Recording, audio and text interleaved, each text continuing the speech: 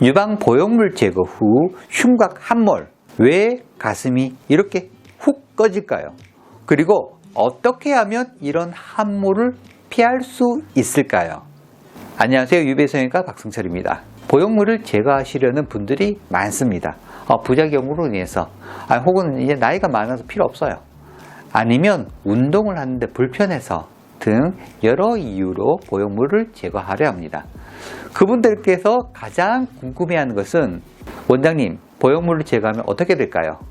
제가 원래 절벽이었는데 그보다 더 흉측하게 될까요? 할머니처럼 가슴이 축 처질까요? 등등 제거 후의 모습에 참 걱정이 많습니다.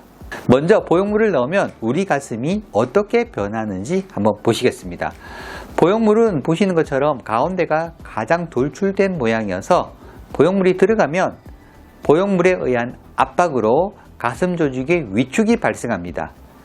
특히 보형물의 가장 봉긋한 가슴 가운데 부위가 가장 영향을 받습니다.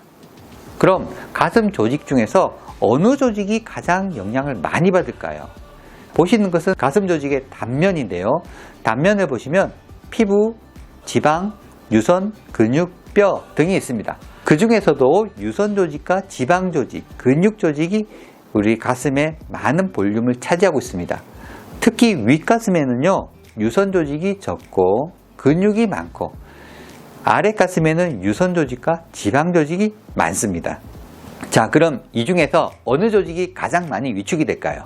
유선 조직은 원래 단단한 조직이어서 약간의 위축은 있지만 심한 위축은 발생하지 않습니다. 하지만 근육 조직은 말랑말랑하고 탄력이 있는 조직이어서 보형물의 압박에 의해 상당히 많이 위축이 됩니다.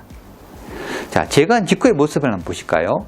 이렇게 윗가슴이 많이 함몰이 됩니다. 원래 윗가슴에는 근육이 많다고 했죠. 그 근육이 많이 위축이 되면서 윗가슴에 함몰이 발생합니다.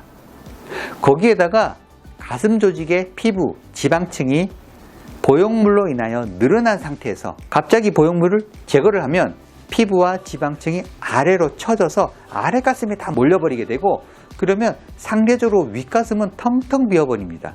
그 결과 윗가슴의 함몰은 더 이렇게 훅 파여진 것처럼 도드라지게 됩니다.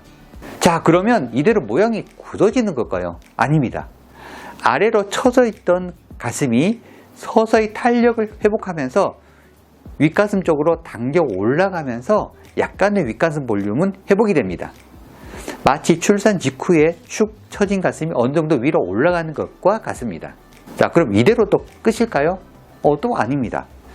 근육은 우리의 의지에 의하여 변할 수 있습니다. 우리가 운동을 하면 이 벌크업이 되듯이 대흉근은 다시 벌크업이 잘 이루어집니다. 그래서 수술 후 대흉근 운동을 꾸준히 하면 윗가슴 함몰을 어느 정도 회복할 수 있습니다. 그런데 보형물을 제거술을 할 때 대흉근을 원래의 자리로 잘 복원을 해야 합니다. 왜냐하면 이전에는 이중평면 가슴방을 만들기 위해 대흉근의 하단을 이렇게 커팅을 해서 대흉근을 갈비뼈와 전흉근에서 분리를 시켰습니다. 이 분리된 대흉근을 근육 재배치를 해서 원래 자리에 복원을 하지 않으면 제거 후에도 애니메이션 현상이 발생할 수 있고 운동할 때 근력, 순발력에도 영향을 미칠 수 있으며 나중에 벌크업을 해서 가슴 볼륨 회복할 때도 비대칭이 발생할 수 있습니다.